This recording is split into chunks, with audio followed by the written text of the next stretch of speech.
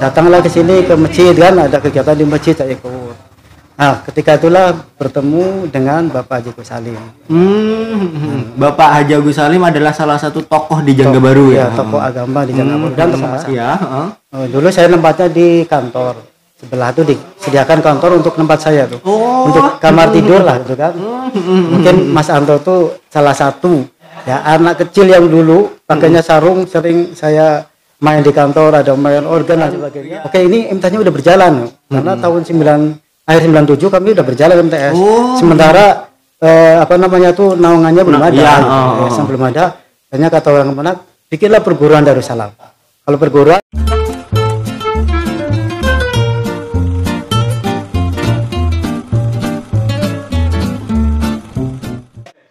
Oke, assalamualaikum warahmatullahi wabarakatuh. Waalaikumsalam warahmatullahi wabarakatuh. Jumpa lagi bersama saya Ahmad Fadilah di podcastnya Irsam Dusun Pandan Kuning Desa Jangga Baru yang hanya ada di channel Jangga Baru TV. Ya. Kita di sini kedatangan tamu yang sangat luar biasa spesialnya. Ini adalah salah satu tokoh masyarakat yang ada di Jangga Baru. Ini dia, Bapak Halimi. Selamat malam, Pak. Selamat malam. Ini adalah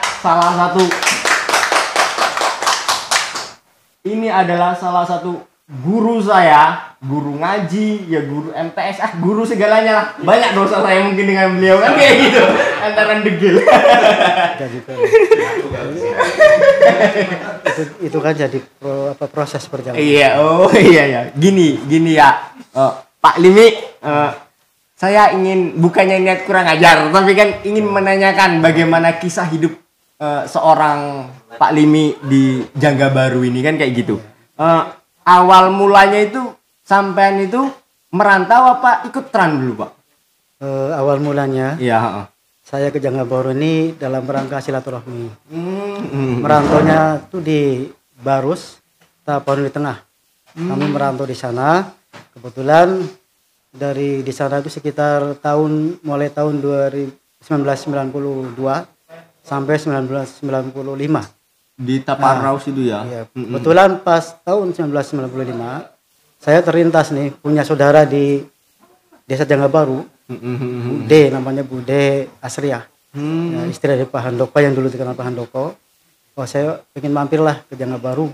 Akhirnya pada waktu itu kalau nggak salah di bulan akhir Desember saya mampir singgah di Jangga Baru sebelum pulang ke Jawa. Nah, ketika itulah saya langsung dari Sidempuan nih perjalanannya kan naik bis murni namanya. Sampai bisnya saya masih apa ya. Karena waktu itu di Sidempuan saya berangkat sore tuh. Nampak bis murni gitu kan. Kemudian langsung turun di mana, Pak? Turun di Simpang Sidadi, saya masih ingat. Jadi disitulah saya turun, akhirnya menuju ke Jangga Baru ini untuk silaturahmi dengan bude saya yang namanya Bu Asriah almarhumah ya. Sampai di Jangga Baru, alhamdulillah disambut dengan baik. Ya. Walaupun waktu itu terus sengaja masih nuansa terannya masih ada. Berarti dulu masih ada. Perumahan tuh masih nuansa teran. Berarti kan dulu sampean meniatkan diri untuk ke Jangga Baru untuk silaturahmi terhadap rumah saudara kan kayak gitu. Intinya kan di situ. Tetapi sampean kok sampai saat ini menetap di Jangga Baru tuh bagaimana itu, Pak? Itu ya. Kronologisnya gini. Saya ketika di Jangga Baru di sini kan ikut kegiatan lah. Biasa kan ikut kemasyarakatan, ada kegiatan-kegiatan keagamaan dan lainnya saya ikut tip itu kan. Walaupun niatnya cuma main. Tapi memang hobi saya itu dari dulu berorganisasi. Dari semenjak sekolah, merantau dimanapun, dulu di Jakarta dimanapun selalu ikut di mana lingkungan ada kegiatan, saya selalu ikut andil atau ambil bagian gitu kan. Dalam rangka senang masalahnya kan. Pertama senang berorganisasi. Kemudian di Jangga Baru ini saya ikutlah kegiatan, datanglah ke sini ke masjid kan, ada kegiatan di masjid saya ikut. Nah, ketika itulah bertemu dengan Bapak Haji Agus Salim. Bapak Haji Agus Salim adalah salah satu tokoh di Jangga Baru ya. Tokoh agama di Jangga Baru dan tokoh masyarakat di Jangga Baru. Iya. Dia sangat perhatian sekali dengan kegiatan-kegiatan kemasyarakatan maupun keagamaan. Nah, ketika itulah kami didatangi oleh beliau. Namanya, Mi, kamu gak usah pulang aja, kamu di sini aja bantu saya. Apa Pak? Bantu mengembangkan agama Islam di Jangga Baru. Betul kan? Kemudian Bapak tolonglah itu bantu madrasah. Ketika itu madrasah gurunya cuma 2 orang waktu itu. Guru madrasah 2 orang. Kalau mencari, ya maaf katalah, generasi penerus yang tamat agama waktu itu kan belum ada. Karena masih berbau-bau tren tahun segitu ya Pak ya. Ketika Pak Muhyiddin, Pak Bianto, Pak Sapi berhenti, maka di madrasah kita gurunya kekosongan sama gitu guru, ya. betul, ada guru, sehingga saya sedikitnya sama dia dinasihati ya sama beliau. Pokoknya lah, tolonglah kami, bantu kami agar sekolah tetap berjalan. Nah, akhirnya kami berpikir juga, ini lahan juga sebenarnya. Walaupun ketika itu juga sebenarnya kami juga orang tua belum merestui. Karena orang tua maunya saya itu tetap ada di Jawa. Dengan mungkin alasan saya tentang perjuangan keagamaan, ya, alhamdulillah orang tua menerima. Kalau gitu nggak apa-apa lah. Nah, itulah kami tetap izin dengan orang tua. Orang tua itu sangat penting. Kan berarti kan waktu itu sampean kan ke Jangga Baru niatnya main, habis itu bertemu dengan saudara dan bertemu dengan salah satu tokoh agama dan masyarakat yang bernama Pak Haji Agus Salim untuk membantu dalam mengelola madrasah dan sekitarnya itu ya. Jadi sampean itu dari tahun berapa itu Pak di madrasah itu? Datang ke Jangga Baru ini tahun 1995. Datang ke Jangga Baru. Ya, jadi mulai itulah kami diminta untuk membantu langsung. Berarti sampean itu waktu pertama kali main ke Jangga Baru ke tempat saudara, habis itu sampean mungkin ada kegiatan sampean ikut-ikut, habis itu dilirik mungkin seperti itu. Ini sepertinya ada potensi untuk mengembangkan kan kayak gitu. Karena beliau pun dapat dukungan dari tokoh-tokoh pemuda. Ketika itu ada Mas Sidik, gitu kan, Mas Cahyadi itu Mas Limbo itu biar di sini gimana caranya. Ada nih tokoh-tokoh ya, termasuk anak-anak ini dulu yang di masjid itu kan, yang Sumiati, Trihayat itu kan, itu dulu anak-anak yang menyupport saya untuk tetap di Jangga Baru. Tinggal di Jangga Baru. Itu nggak saya lupakan itu, karena itu sejarah. Iya betul. Perjalanan hidup saya. Betul. Itu kan sampean kan memutuskan, oke, saya tinggal di Jangga Baru kan kayak gitu Pak. Habis itu saya mengabdikan diri untuk mengelola madrasah kan kayak gitu. Itu Pak, dulunya kan namanya madrasah, sedangkan sekarang kan sudah pisah-pisah itu Pak. Ya kan? Di situ ada YPTI, Yayasan Darussalam. Habis itu di situ ada MTS, habis itu ada Aliyah. Itu sejarahnya kayak mana Pak? Gini. Jadi dengan adanya mungkin saya dilibatkan di madrasah. Dulu saya tempatnya di kantor. Sebelah itu disediakan kantor untuk tempat saya tuh, untuk kamar tidur lah gitu kan. Mungkin Mas Anto tuh salah satu ya anak kecil yang dulu pakainya sarung, sering saya main di kantor, ada main organ dan sebagainya. Dia tuh sering gitu. Masih kecil ya kan. Dulu saya tidur dikasih tempat lah di kantor untuk kegiatan-kegiatan saya di situ. Kemudian kalau malam saya tuh merenung. Jadi duduk di depan, dulu kan belum ada listrik. Ada diesel tapi kan sering mati juga. Malam-malam kan ini kalau kayak gini, gimana kalau ke depan supaya Jangga Baru ini maju ya. Kita mungkin perlu ada yang namanya lembaga yang bisa mengelola pendidikan, terutama dari pendidikan inilah insya Allah generasi kita akan menjadi generasi yang potensial ke depannya kan. Jadi kami langsung dengan Pak Haji, kalau kita pengen maju, ya jangan cuma ngelola JTA atau madrasah sore kan. Kalau bisa ya kita bikin lembaga formal kan. Jenjang pendidikan formal. Jadi apa menurut kamu, Mi? Kita dirikan aja MTS. Ketika itu kan, akhirnya oke lah kalau gitu. Akhirnya kami dengan Pak Haji, musyawarah dengan Pak Haji juga dukung. Nah, akhirnya kami ke Kemenag itu waktu itu. Ke Kemenag, langsung izin dengan Kemenag. Kami ingin mendirikan MTS. Orang Kemenag menyarankan MTS harus di bawah lindungan di bawah yayasan harusnya, atau di bawah naungan yayasan gitu ya. Karena kami memutuskan oke ini MTS-nya udah berjalan karena tahun akhir 97 kami udah berjalan MTS. Sementara apa namanya tuh naungannya belum ada, yayasan belum ada. Hanya kata orang Kemenak, bikinlah perguruan Darussalam. Kalau perguruan tanpa harus notaris gitu kan, bikinlah perguruan untuk apa? Meloloskan izin daripada MTS. Karena kami bikin perguruan sambil menunggu proses daripada pembuatan apa namanya tuh notaris perjalanan administrasi itu tadi sembari menunggu. Akhirnya alhamdulillah tercapailah MTS berdiri. Alhamdulillah muridnya waktu itu murid pertamanya nih mungkin bisa disebut jadi antaranya nih Iriani Pertiwi, orangnya mungkin ada itu alumni pertama dulu ya. Terus kemudian Pertiwi Jayanti itu alumni pertama. Kemudian di RM4 itu kami banyak di RM4.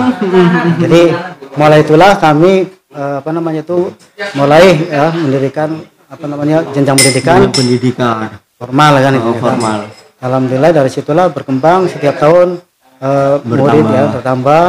Alhamdulillah sampai kepada izin operasional atau SK daripada notarisnya keluar, alhamdulillah sudah berjalan. Dan itu yang berarti sekarang itu MTS nggak nginduk lagi ya Pak ya? MTS sekarang sudah negeri, sudah misah. Karena sudah negeri milik negara. Jadi setelah penegrian berarti milik negara. Itu Mas kan otomatis kan pertama kan masih yayasan, ya kan? Berarti di situ gabung antara DTA, MTS sama Aliyah, kan kayak gitu.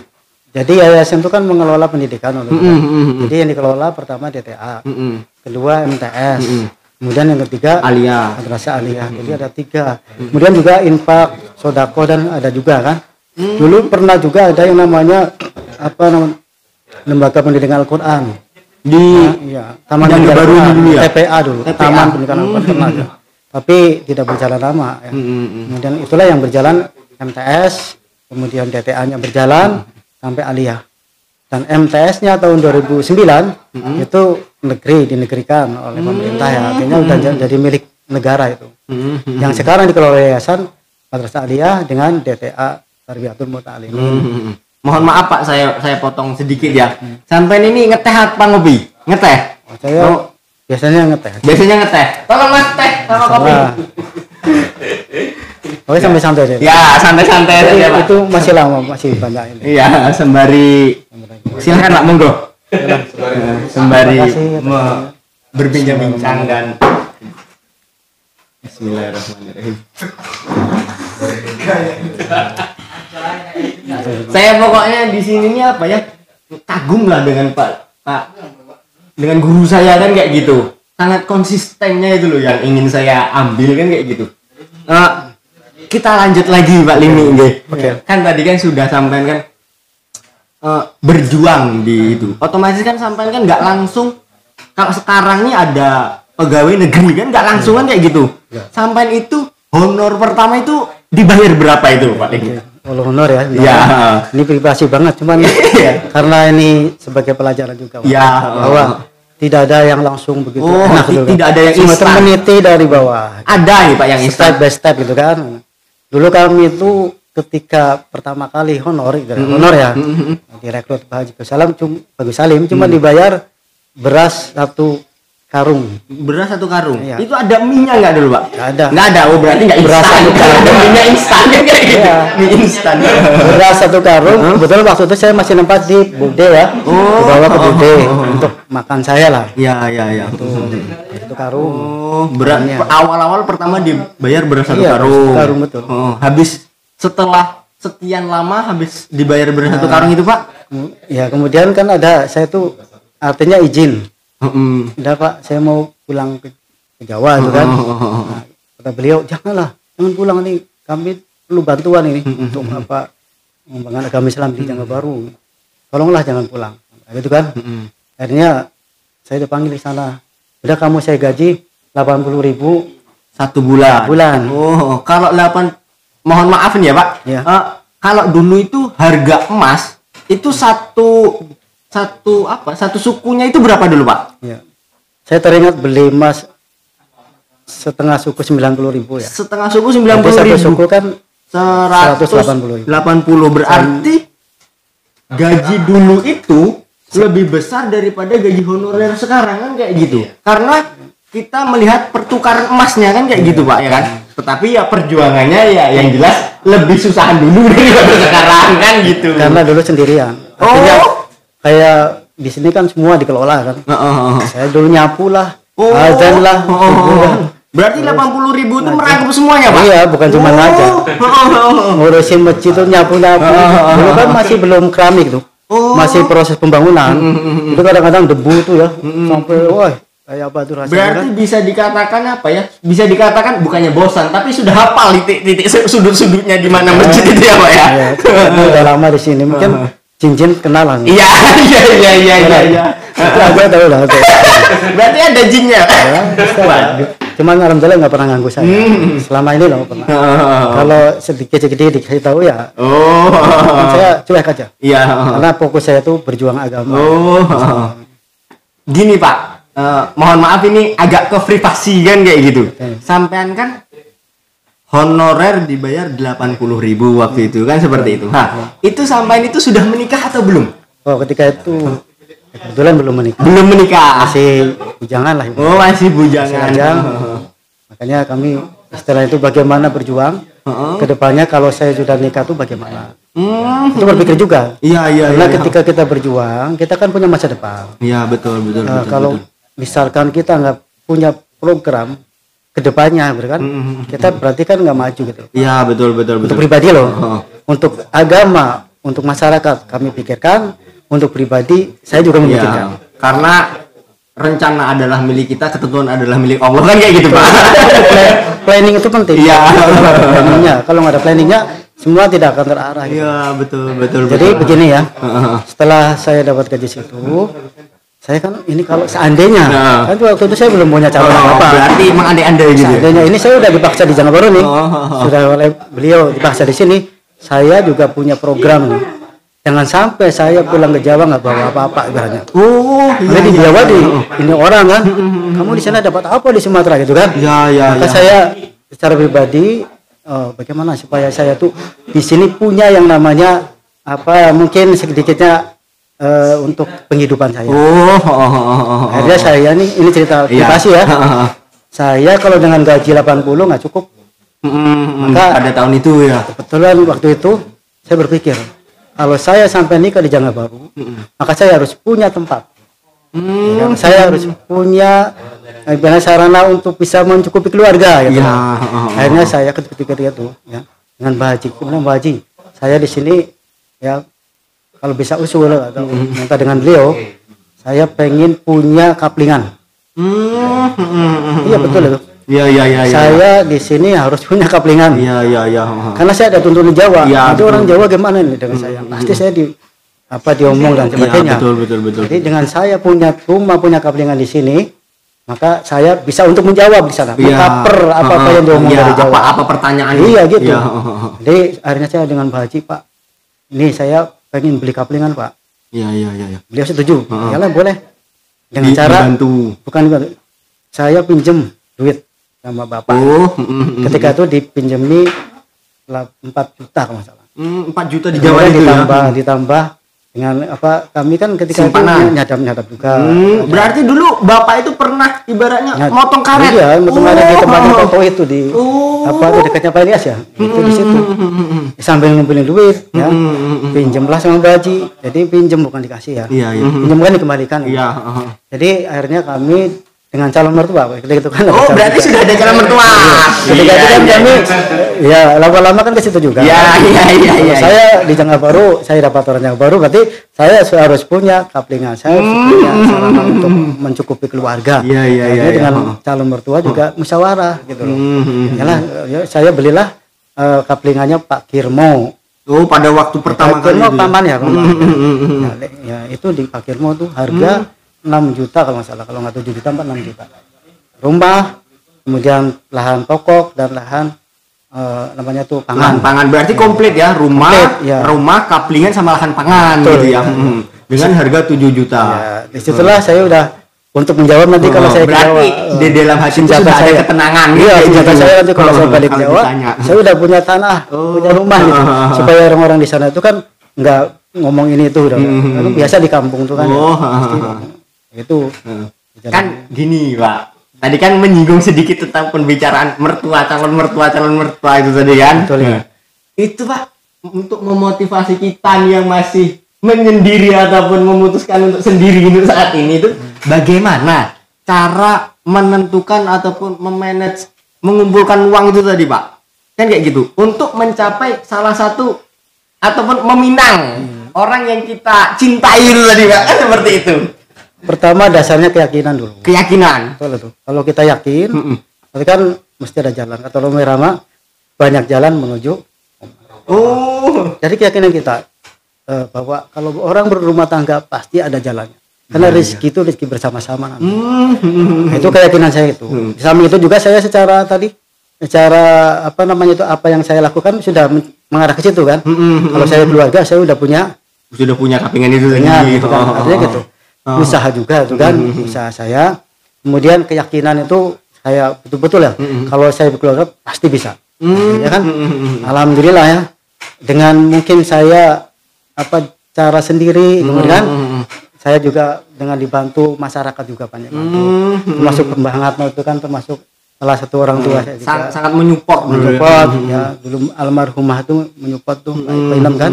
Kemudian Mbah Haji Haiku Salim itu juga orang tua kami. Jadi bisa dikatakan dulu itu Bapak tuh di sini tidak punya siapa-siapa tapi dianggap oleh orang-orang itu Bapak tuh anaknya kan kayak gitu. Iya. Ya punya lah bude kan ibaratnya janda ya. Ya bukan jadi bude kan sendirian. Jadi bude kan ibaratnya sekedar tuh kami di sana sebagai anak kan gitu. Tapi kami juga punya ini lagi bagaimana caranya ya kan agar kami tuh hidup dimanapun bisa gitu. Iya. Kan tadi perjalanan kayak mana menuju untuk mencari pasangan itu tadi kan kayak gitu Pak. Itu dulu kalau boleh nih ya. Ini boleh, memang agak sensitif ini kan kayak gitu. Kalau boleh. Itu Pak dulu pertama kali itu maharnya itu berapa itu Pak? Jadi zamannya Bapak itu. Kalau mahar ini kan privasi banget. Cuman ada niat tuh lah. Kalau tadi ada niat, tekad yang kuat, pasti ada jalan itu. Jalan itu banyak. Ada jalan yang mungkin bisa saya sampaikan di sini, ada yang tidak gitu.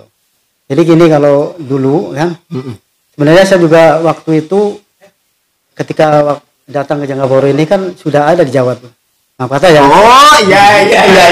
Sudah ada calon. Dan itu artinya dijamin di sana. Makanya saya tuh udah dibeban kan. Kita dapat orang Janggaboro saya beban. Karena di sana dijamin sawah. Katanya kalau kamu nikah dengan anak saya ke orang sana kan. Mungkin karena saya dikenal masyarakat. Ya, berarti memang kamu nikah dengan anak saya, ini rumah sudah ada. Ini sawah sudah ada. Itu tantangan saya, makanya saya bagaimana caranya supaya di sini punya gitu. Iya. Ya, dengan itulah kebetulan di sini pun sampai di Janggaboro yang namanya mungkin sebagai yang masih muda ya, kan lirik sana lirik sendiri. Iya. Namanya masih biasa. Iya. Ustadz juga manusia. Ya betul. Iya. Jadi adalah mungkin gadis-gadis yang suka. Iya. Saya tahu lah. Iya. Tidak usah diomong siapa itu kan. Namun saya ada pertimbangan tertentu. Ketika itu kan di Janggaboro hanya tamat SLTA yang paling hebat. Itu udah bagus lah. SLTA itu udah termasuk dikatakan paling tua lah. SLTA, itu kan STM dulu. Iya dulu udah kayaknya udah dewasa ya. Makanya saya pilih cari yang tambatan sudah tinggi lah. Kalau di Janggaboro lah. Iya. Untuk standar di sini kan. Ya. Saya cari yang alia yang agama. Karena saya basicnya agama, saya nyari anak yang sekolah di agama. Ketika itu ya bukan nyari, mungkin orangnya senang dulu. Iya. Ya kalau modelnya kayak Bapak nih, Allah saya mudanya nih kan. Bukannya mencari tapi dicari kan kayak gitu. Ya bukan apa ya. Ya kenyataannya seperti itu. Iya. Itu bukan sombong karena mungkin orang tuh bukan saya nggak ganteng nggak. Iya. Mungkin dengan sikap. Mungkin dengan. Mohon maaf Pak, saya potong. Bapak ini kalau ganteng nggak, tapi kalau buruk ya jauh kan. Betul ya. Iya. Saya nggak ngaku ganteng. Saya nggak ganteng nggak. Tapi kalau buruk jauh. Cuman mungkin pemikirannya ada yang cocok, kawasannya. Mungkin dianggap sabar. Padahal saya nggak sabar juga. Cuma dianggap orang sabar itu kan. Ini seperti itu. Mungkin ketingkatan Bapak nggak sabar itu lebih apa ya? Ya kalau orang itu sabar ya berarti bapak yang paling nggak sabar kan kayak gitu, tingkatannya kayak gitu. Menurut saya nggak sabar juga sih. Tapi penilaian orang tuh sabar. Ya terserah yang nilai. Kalau kan saya kan sudah lama ibaratnya kan bukan berguru belajar dengan bapak. Ya memang betul-betul sabar dibandingkan bapak saya kan kayak gitu. Itu kan penilaian ya. Ya penilaian kan kayak gitu. Kalau saya pribadi saya sabar maksudnya. Makanya cepat, pengennya apa cepat. Saya ini sifatnya gitu. Kalau hal yang tidak cocok pengennya cepat. Itu ada sikap pengennya apa-apa tuh cepat jadi gitu. Namanya satu cepat. Iya. Gak mau yang lambat-lambat. Iya. Itu mungkin dari kepribadian saya. Kan tadi kan bapak kan menceritakan tentang nyari itu kan. Nah, habis itu bapak itu kan bisa dikatakan paham tentang agama kan dari dulu. Itu ada nggak cara untuk misalnya menentukan ini kan bapak ini bisa dikatakan banyak pilihan. Apa bapak tengok orangnya, apa sholat apa namanya kan istikharah. Itu istikharah apa kan kayak gitu pak. Dulunya itu kita juga nggak pakai istikharah. Karena kayaknya sinyalnya dari sana. Iya. Sinyal kencang. Sinyal kencang. Dapat sinyal banyak sebenarnya. Iya. Ya akhirnya yang mana tadi ada pertimbangan saya. Pertimbangan. Itu yang lebih tinggi, yang lebih apa namanya tuh dewasa. Karena waktu itu kan SLTA sudah termasuk tinggi. Nggak ada orang kuliah waktu itu. Ini iya. Itu sampean Pak menikah itu tahun berapa dan sampean itu umur berapa waktu itu? Menikah tahun 98. Waktu itu umur saya 28 tahun. Berarti tidak sunah Rasul ya Pak ya? Umur sunah Rasul kan 25. Kalau sunnah itu kan ada sunnah qauliyah, fi'liyah. Kalau nikah itu kan yang penting nikah. Rasul itu yang penting di dalam hadisnya kan yang penting nikah. Kalau yang nggak nikah katanya bukan umat Rasul ya. Iya. Ada nikahu, kan? Nikahu min sunati. Paman rohiba an sunati falaysa minni kata Nabi. Nikah adalah sunahku kata Nabi nih kan. Barang siapa yang tidak senang sunahku maka bukan umatku ya. Iya. Artinya ini dorongan bahwa kita ini memang harus nikah. Berarti ya, Pak, betul, umat Nabi Muhammad. Ekonomi itu bukan menentukan suatu hal apapun kan kayak gitu ya Pak ya. Yang penting tadi ada yakin itu tadi. Keyakinan. Rezeki bersama-sama. Iya. Ya, ini dorongan kita semua. Ya. Jadi jangan ragu lah. Ya, pokoknya intinya jangan ragu, satu-satu cepat kan kayak gitu. Cepat. Di saat ingin menjalankan kebaikan, jangan banyak berpikir itu ya, Pak ya. Langsung hajar. Mesti langsung gerak cepat itu tadi. Iya. Cuma tadi, walaupun itu kan kita namanya ada hitung-hitungan. Iya. Ada numerasinya. Iya. Ya kan betul dah. Kalau nggak hitung-hitungan ya kita bahaya. Semua itu kan itu namanya kehidupan manusia. Cepat tapi pasti ada hitung-hitungannya juga. Iya. Bukan cepat asal-asal aja, bukan. Itu ugal-ugalan namanya. Iya. Itu kan tadi tentang kisah cinta kan kayak gitu. Bisa dikatakan seperti itu sedikit tentang kisah cinta Bapak. Rupanya tuh Ustadz tuh juga pingin ada apa ya? Itulah pokoknya kan kayak gitu. Sekarang Pak tentang di situ kan Bapak menjadi pengurus di DTA, habis itu sampai ke tingkat yayasan. Habis itu setelah itu kan Bapak mencalonkan ataupun dicalonkan menjadi sekdes kan kayak gitu Pak, sekretaris desa. Betul ya. Itu kira-kira itu tahun berapa itu Pak? Kalau sekdes dulu kan saya ada jeda dari Jangabaru ini. Artinya dari itu ada berapa tahun saya merantau ke Bogor. Oh, berarti setelah menikah sampai ke Bogor. Saya telah menikah tahun 2000. Itu saya ada bapak saya sakit di Jawa. Kebetulan saya anak pertama, ngurusin adik-adik lah. Sambil nunggu bapak sakit, saya berada di Jawa. Oh, bukan merantau tapi pulang kampung. Ketika habis itulah harga karet kan murah. Iya. Terpaksa saya jeda dulu usaha di Bogor. Dari tahun 2001 sampai 2004. Bapak ini di Bogor. Iya, betul. Berwirausaha. Betul. Jadi ceritanya kan saya jadi ini kan cerita ya. Iya. Jadi penjual obat-obatan, kosmetik, lipstick itu, lipstick, bahasa bedak-bedak tahu semua lah.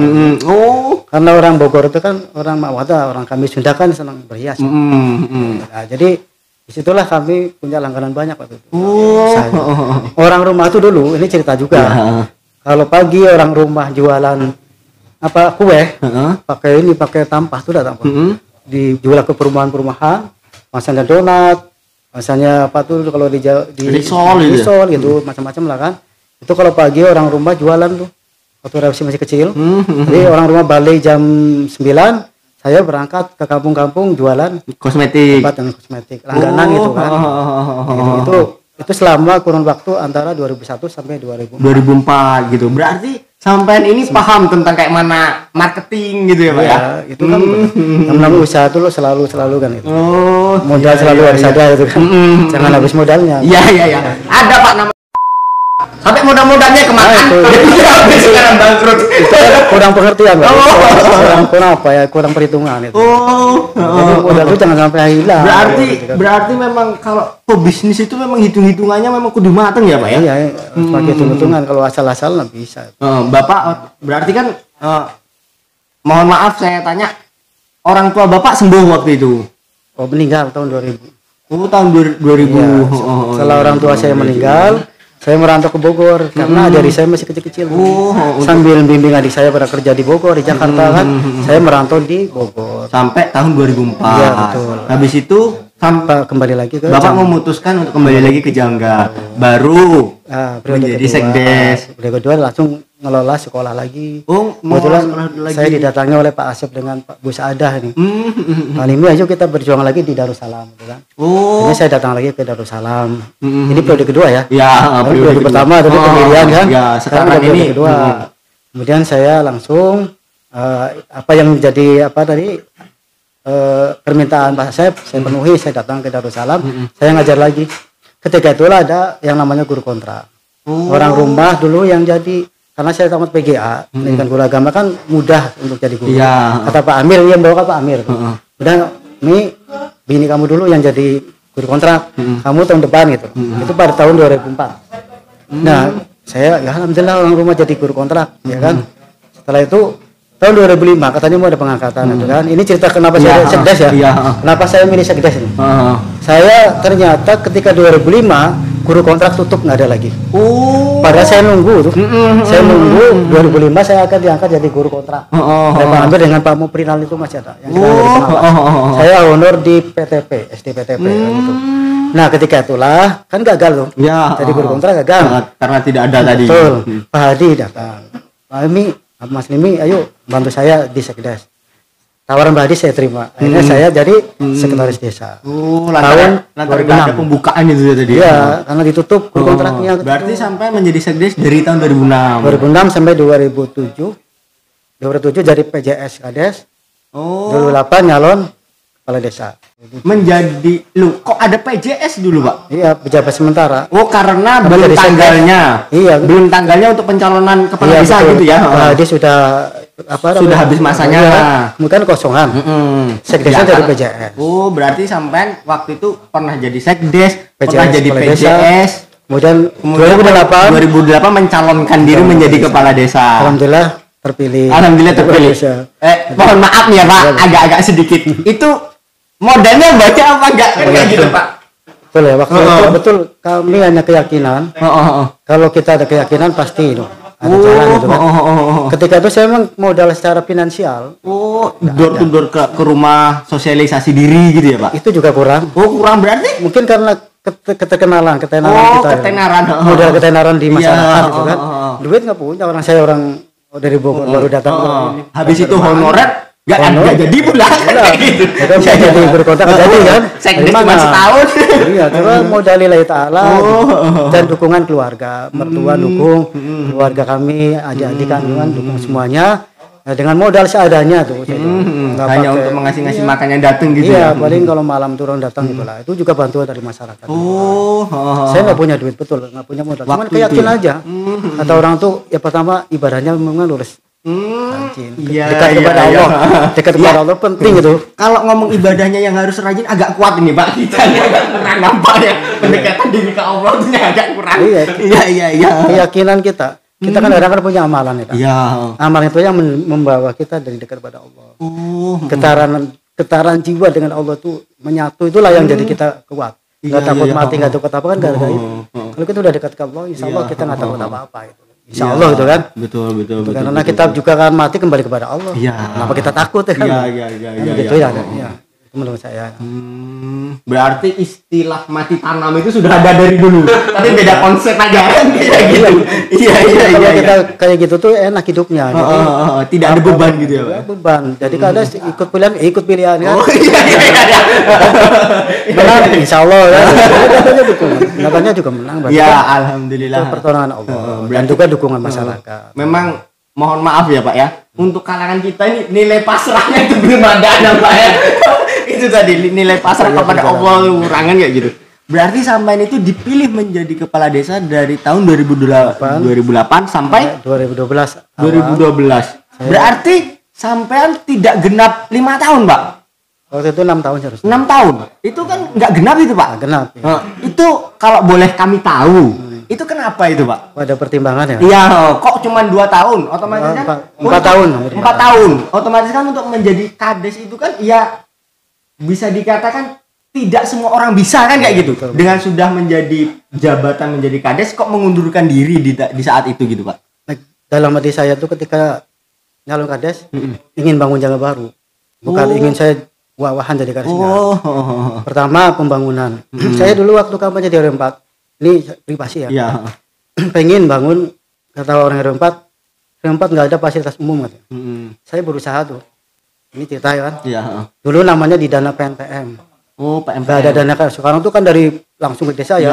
Dulu kami berebut di kabupaten di kecamatan namanya Musa Lembang ya. Jadi kami kepengen Jangga Baru ini semua terbangun, ada fasilitas umum lah. Yang belum ada waktu itu kan RW 4. Kebetulan pendukung waktu itu yang banyak di RW 4 juga. Oh iya. Emang RW 4 sekarang basis Pak. Dulu basis banyak berkembang biak ya berarti sekarang basis ya. Alhamdulillah kan sekarang berkembang ya. Saya berpikir, oh iyalah besok insya Allah kalau saya kades ada posyandu waktu itu belum ada. Orang tuh pada ngeluh posyandu ini pada gimana Pak, nggak ada tempatnya kan. Dulu ya.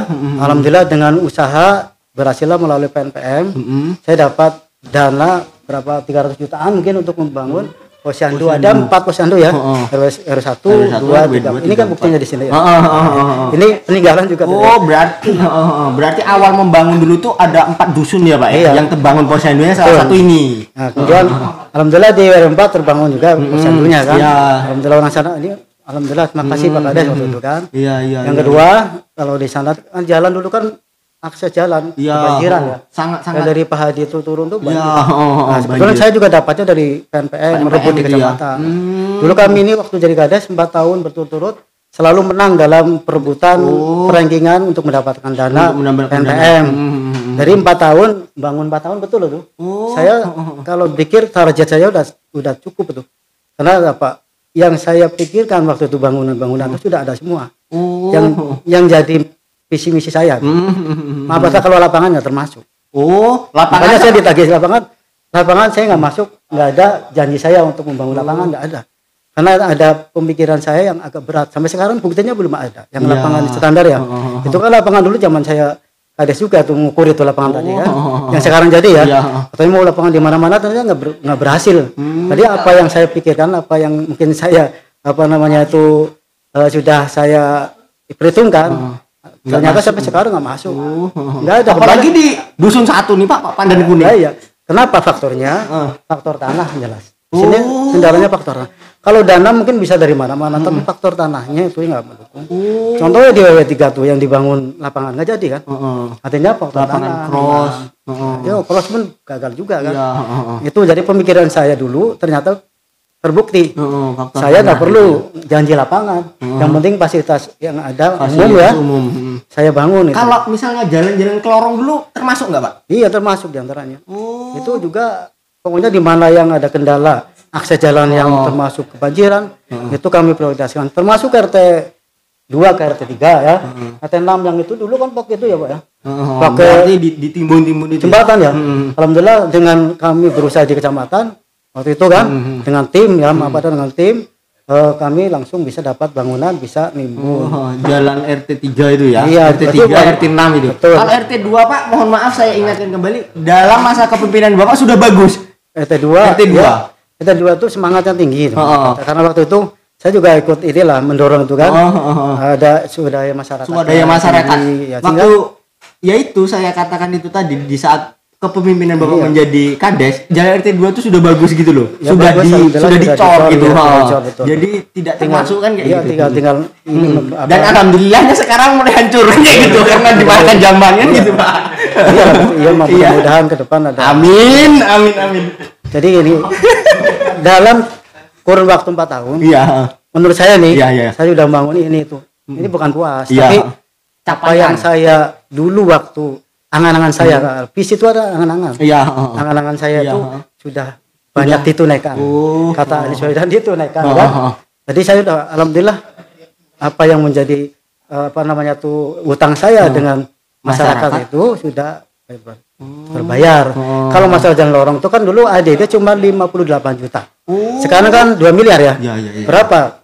Batang. Makanya dibangunnya cuma pakai titik-titik. Titik yang rusak baru. Iya. Ya, dikasih Tidak merata. Tidak merata karena 80 juta. Iya. 58 juta ya. 58 itu juta. berapa? Kalau sekarang cuma untuk selilit aja. Iya. Betul. Jadi itu aja alhamdulillah di mana titik yang susah. Pokoknya di mana titik-titik terparah gitu. Iya, dan terbantu dengan PNPM yang langsung kami perjuangkan, bukan dikasih ya. Diperjuangkan untuk di Kecamatan Batin 24 waktu itu Desa Jangbaru selalu dapat. Berarti setiap tahun di masa kepemimpinan Bapak itu selalu bangun Bapak ya? Berebut ya karena ketika perebutan menang gitu loh. Berarti tiap tahun bangun. Tiap tahun bangun. Iya. Bukti-buktinya ini termasuk Madrasah RW 4 maaf ya madrasah ya. Kita sebut madrasah itu juga hasil dari PNPM dulu. Itu SPP zaman saya dulu. Karena kami ada perjanjian dengan RW 4 kan, nanti kami bangun fasilitas umum. Ya lumayan dengan ada madrasah dari akses pendidikan. Berarti bisa dikatakan sekarang ngapa Bapak memutuskan untuk berhenti ya lantaran sudah tercapai apa target saya gitu ya Pak ya. Ketika itu juga kebetulan ada program impasing di Kemenag. Kan waktu itu juga saya ngajar sore ya. MTS kan masih swasta sore. Jadi ada tawaran dari kantor Kemenag, ikut aja Pak Limi, ikut impasing. Kebetulan ketika impasing saya daftar Pak Mardhani Pak Munawar, itu diterima. Nah, ketika sudah diterima impasing, kan sertifikasi itu kan. Ya di Padang terima kasih waktu itu. Dan saya lulus kan. Nah, saya berpikir juga kalau saya salah dua-duanya nggak mungkin. Antara kepala desa antara kepala desa dengan guru. Mungkin lah. Saya harus pilih salah satu. Mungkin saya kembali ke kandangnya. Iya betul. Habitatnya. Itu mungkin itulah hasil dari perjuangan Bapak dulu kan kayak gitu. Yang penting masyarakat ya apa yang sudah cita-citakan ya. Tadi kan Bapak berbicara masalah di saat Bapak menjadi Kades ada tawaran itu tadi kan kayak gitu. Habis itu Bapak ingin kembali lagi menjadi guru apa seperti itu Pak?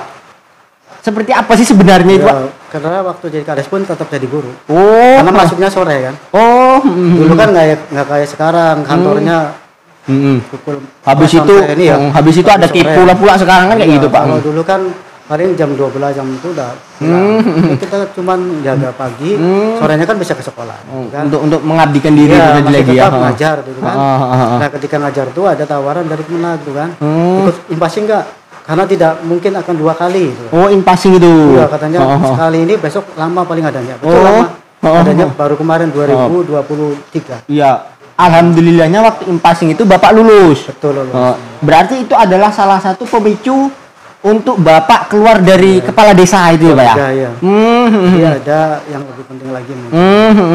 Kenapa? Itu menyangkut juga dari awal kita. Iya, ibaratnya tuh jejak aku tuh nggak bakalan ku hilangkan kan kayak gitu ya Pak ya? Iya, sejarah. Iya. Di sini juga pendidikan. Iya. Kembali lagi ke pendidikan.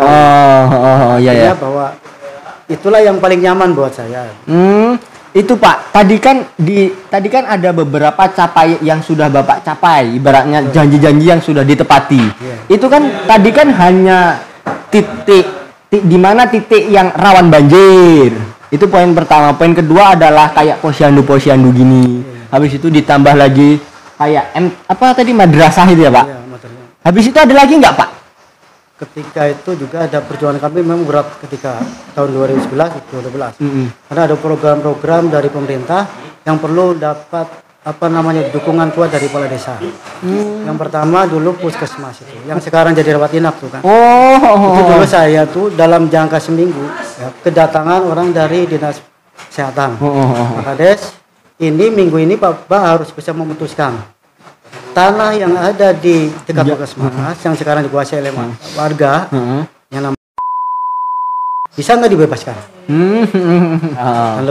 Dan senior juga mungkin dia kayaknya keberatan. Karena rasa memilikinya itu tadi Pak, kan kayak gitu. Sehingga saya dapat tantangan berat. Kita itu loh mau membebaskan tanah itu yang diizini ya tadi ternyata tidak mengizinkan yang kami negosiasi tadi kan. Sehingga itu berat. Namun saya juga ya sebagai manusia tidak kalah akal ya. Iya. Kalah di bawah kita langsung. Kayak mana? Berhubungan dengan camat, dengan bagian BPN kan. Kayak mana caranya keperluan masyarakat ini tidak terputuskan dengan satu orang kan kayak gitu maksudnya gitu Pak. Satu orang nanti gagal ini kan. Karena kalau seminggu tidak dapat tanah itu mau dipindahkan ke Bungku. Jadi puskesmas itu tadi. Iya mau dibantu. Saya kan beban itu. Iya. Akhirnya saya ngutus. Iya. Itu saya suruh ya, saya tolong harus ke berkali-kali tidak berhasil. Akhirnya saya sendiri yang datang. Saya datang juga masih ditentang. Saya berpikir, wah kalau di sini kayak gini caranya, saya harus ke atas. Saya punya atasan. Saya dengan Bu Camat undang dari BPN.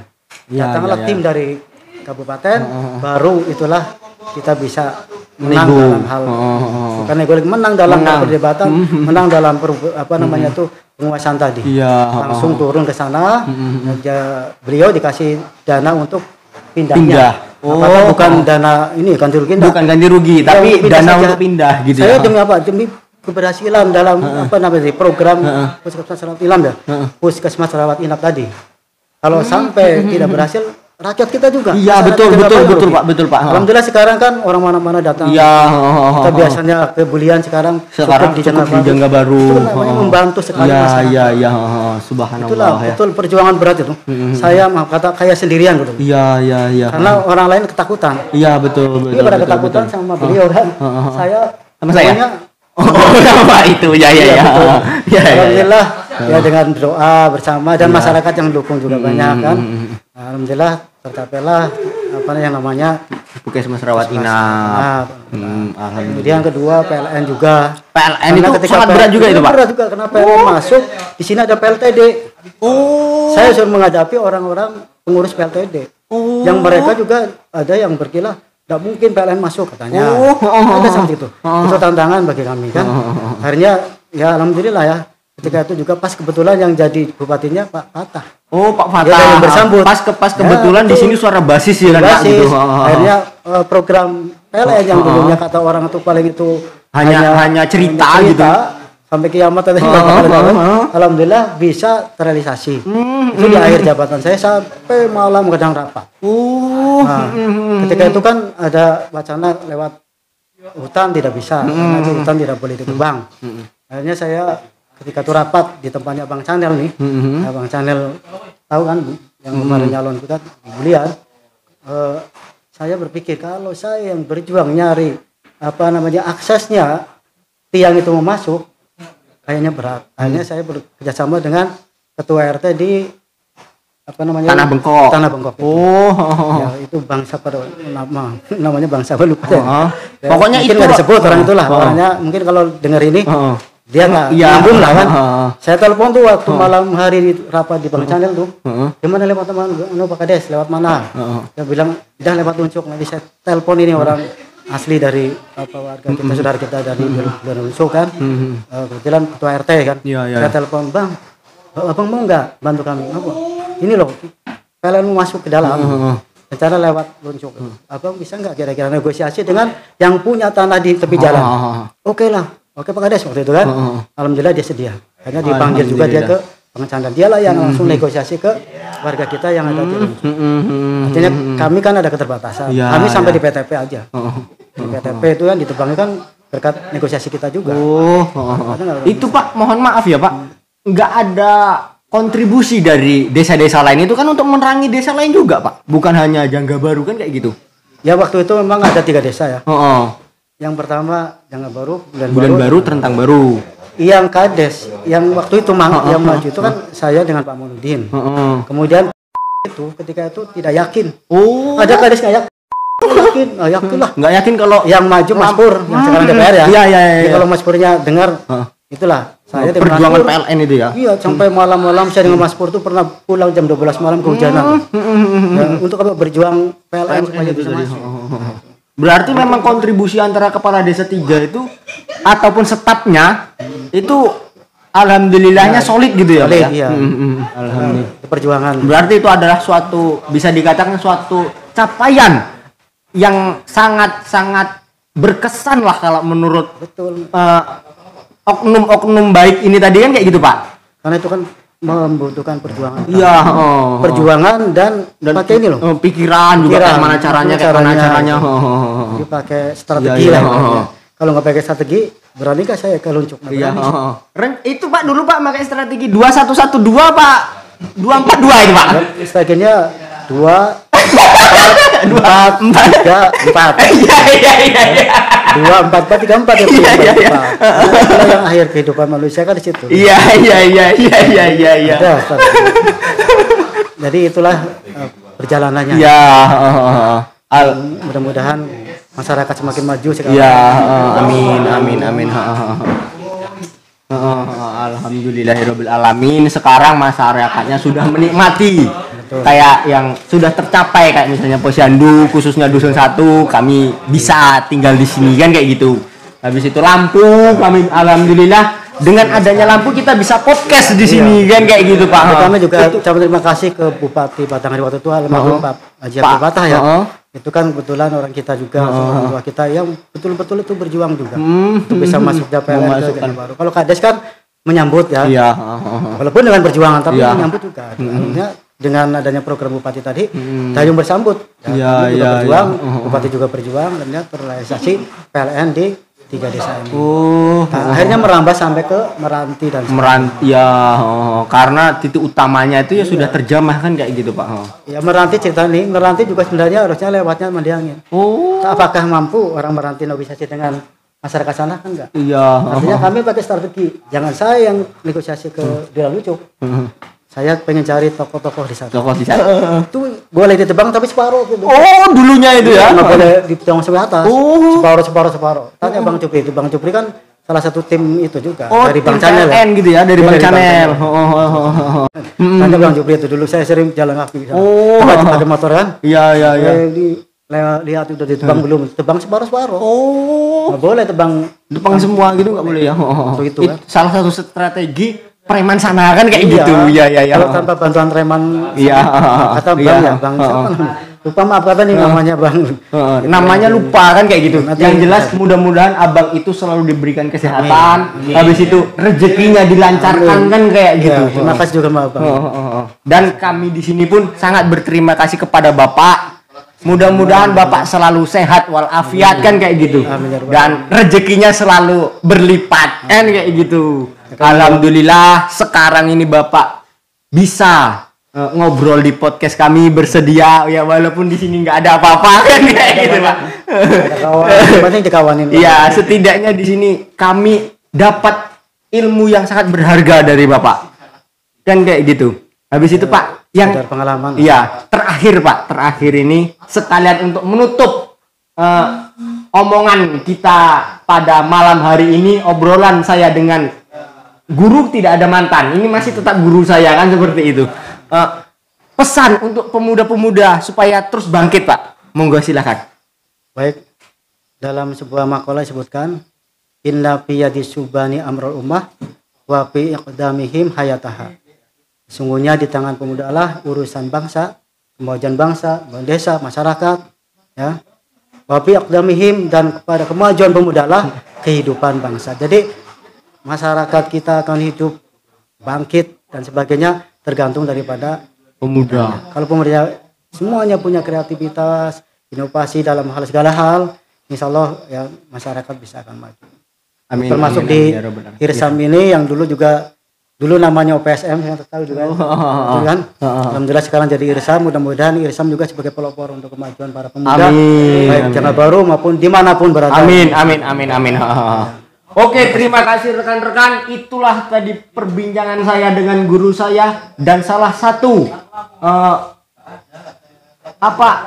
tokoh sosial yang ada di Jangga Baru. Terima kasih. Saya Ahmad Fadilah. Wassalamualaikum warahmatullahi wabarakatuh. Monggo Pak. Ya. Oke. Terima kasih banyak Pak. Kasih undangannya.